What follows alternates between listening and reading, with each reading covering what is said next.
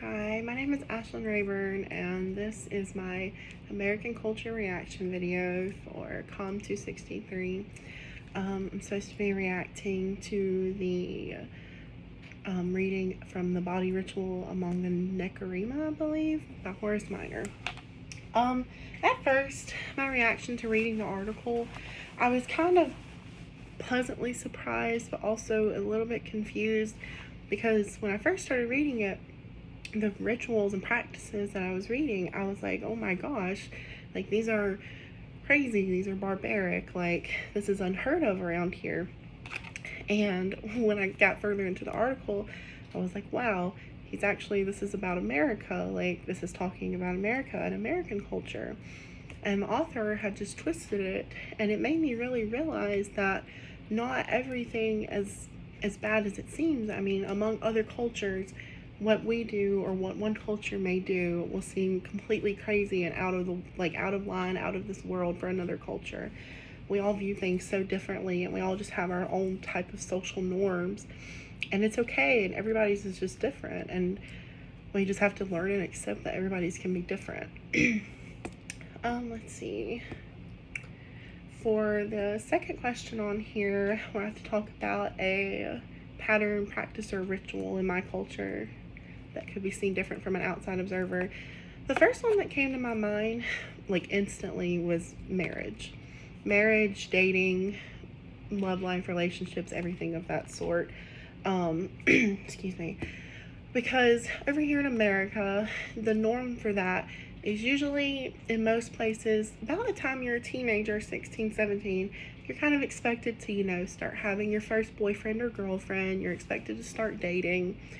Well, after you start dating, let's say you finish high school, you go to college, you may or may not still be dating the same person, but it's starting teenager years to your early 20s, you find love. And after you finish college and school and got your education and you found your love, then typically it's marriage, and then kids, and you just create a life together. Well, in some cultures, that's the complete opposite from over here. Some cultures, there's girls and young women getting married as early as ages 11, 12. Some girls are having children in other countries by 12 or 13. Like, it's completely different than the US. So somebody may view us as having a really, really late start, as we may view them as it just being, like, barbaric for a young girl to be that involved in relationships or children, childbearing, anything of that nature that early in life. So that's definitely different among other countries. That was the first big one to come to my mind. For the third question, describe how this pattern, practice, ritual has changed throughout history. In America, it has changed throughout history. You can definitely tell if you look back at our relationships versus our grandparents' relationships, you see the change over the timeline. Back in the old days, our grandparents, young men would court them and ask their parents for permission to take their daughter on a date, or the young man would ask permission to marry their daughter. He would get them flowers, open up doors for them. The man would pay for the date, everything like that. And the young man was just always kind of the one in charge. He was kind of like the leader of the relationship. And relationships back then were very respectful, and you had to be very considerate of the girl's parents. Nowadays, relationships, they're kind of they just happen over here. I mean, some people just aren't too a part of the respectfulness. They won't ask. I know when I got my first boyfriend, I was 13. He did not ask my parents if he could date me. He didn't even know my parents. It's just very different nowadays. Our relationships compared to our grandparents' relationships are very different. It's crazy.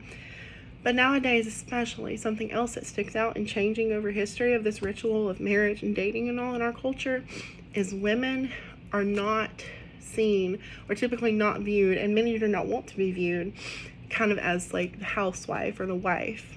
They are independent. Feminism has really came about, and people are speaking up, women are speaking out about it, and it's really grown a lot in the past few years, past few decades. Women want to be independent. They don't need a man to open the door for them. They don't want to stay home, clean the house. They don't want to have a man take care of them. Like, I'm a woman, I can do it myself. I'm independent. That's the mindset of a lot of women nowadays. And it can be difficult to harbor a relationship with that. this is going to be kind of going into how it's detrimental to U.S. culture, but it's also a little bit beneficial, but I'd say it's both. But how I would say it's detrimental is this can create a really toxic environment for relationships with a woman thinking she has to do it all or that she can do it all, which we can do it all, but we don't have to. A relationship should be 100-100, not 50-50. I believe you both should put 100% of yourself into it and help the other. It's not all leaning on a man to take care of the woman, and it's not all leaning on the woman to take care of the man. I believe we help each other along and we care for each other while also caring for ourselves. Now, I think it can be also beneficial that we think we're independent so that it's not so expected of men to have to do so much. Like everything doesn't fall on them, because that can be very, very hurtful and harmful, toxic to a man's mindset. So I can see how that's both beneficial and detrimental. Thank you.